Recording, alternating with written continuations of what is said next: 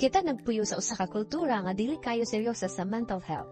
Daghan kaayo og stigma. Ang uban mo ingon lang nimo nga paglikon lang o kira lagi na o ayaw kabalaka naa na si muoto pero niyang karon resulti kanimo nga anxiety disorders tinuod gyud kayo pareha sa diabetes. Hi, ako si Dr. Jen. Nakabantay ko og usa ka butang sa akong mga pasyente. Sila mag-describe pinako sa mga classic symptoms sa anxiety disorder, kanunay kabalaka, problema sa pagtulog, tense nga mga muscle o kalisod sa pag-concentrate. Pero wala sila makakuha og treatment. Daghan kaayo og problema sa mental health care sa atong nasod. Ang uban wala insurance nga maka-cover ani. Ang uban gidismiss o giminimize sa una busa dili na sila motuo nga makatabang ang papangita og tabang. Ang uban mahalok sa stigma o kung unsay epekto niini sa ilang trabaho o relasyon sa umaabot. Pero ang grabe nga anxiety dili usa ka moral o personal nga kahuyangan. Usa kini ka health problem pareha sa strep throat or diabetes, kinahanglan kini seryosoon. Sa dili pa nato hisgutan ang anxiety disorders, atong hisgutan ang anxiety mismo. Ang anxiety usa ka tinuod og normal na emosyon nga gibati nato sa usa ka stressful nga sitwasyon. Kini nilangkit sa kahadlok, apan samtang ang kahadlok usa ka tubag sa diha-diha nga hulga nga dali ra mawala, ang anxiety usa ka tubag sa mas dili sigurado nga mga hulga nga mas dugay mawala. Kini bahin sa atong threat detection system nga anaa sa tanang hayop aron makaikyas sa mga bangis nga mananap. Ang anxiety magsugod sa amygdala sa utok o sa kapares nga almond-sized na nerve bundles na nag-alert sa ubang bahin sa utok na mag-andam para sa defensive action. Sunod, ang hypothalamus mapadala og signal na mag-trigger sa stress response sa atong lawas. Ang atong mga muscle mo tense, ang atong ginhawa og heart rate mo paspas ug ang atong blood pressure mo saka. Ang mga bahin sa brainstem mag-activate o magbutang kanimo sa usa ka estado sa high alertness. Kini ang gitawag nga fight or flight response. Naipagi aron ang fight or flight response dili kayo mo overreact. Pinaagi sa usa ka bahin sa utok nga gitawag nga ventromedial prefrontal cortex. Kini magtrabaho ingon niini. Kung makita ang usa ka tawo butang nga tan-aw nga delikado, example usa ka tigre, kini magpadala og signal sa amygdala nga dagan dayon. Pero ang ventromedial prefrontal cortex mosulti sa amygdala, awa, ang tigre naara sa cage. Kabalo ba kaunsa ng cage? Dili sila makagawas. Okay ra na, kalma lang.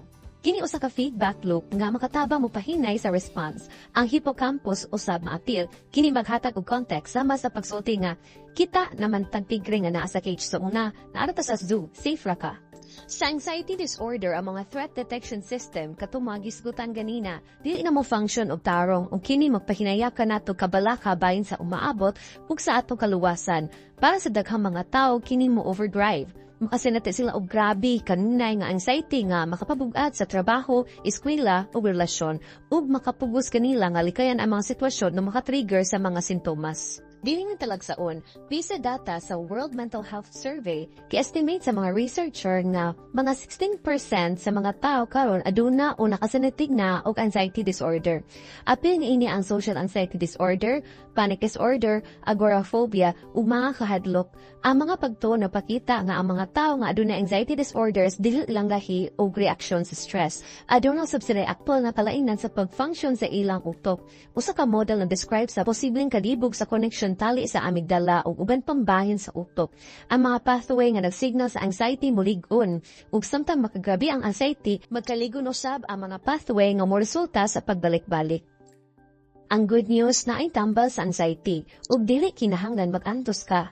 Hinumdumi dili kinibahin sa kahuyangan, kinibahin sa pagbag-o sa mga pattern sa utok ug ang mga research nagpakita nga ang atong mga utok adunay abilidad nga mag-organize ug maghimog bag-ong koneksyon sa tanang yugto sa atong kinabuhi. Maayong sugod ang pagbuhat sa mga basics, kaon o balancing nga pagkaon, regular na exercise ug siguro nga makatulog ka og sakto. Kaya nimong hunahuna bahin man sa imong lawas, makatabang pod ang meditation.